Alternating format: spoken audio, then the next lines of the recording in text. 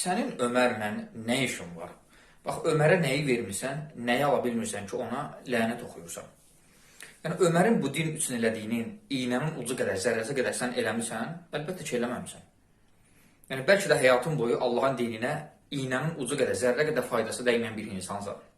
Amma Ömər, Allah ondan razı olsun ki, Allahın dinini yayan, Allahın dininə yardım edən bir insan olubdur. İslamı nə qədər torpaqlara yayan, çatdıran böyük bir şəxsiyyət olubdur Ömər.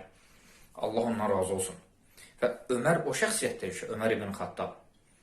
Peyğəmbərimiz Muhammed Peyğəmbərin sallallahu aleyhi və səlləmin həyatda iki ən yaxın dostundan biri idi.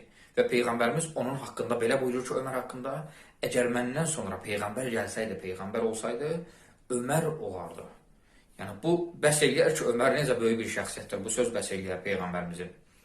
O yüzden Ömərə lənət oxumaqla əlvə bir şey gəlməyəcək. Daha da zəlaləti artıracaqsan qiyamət günü.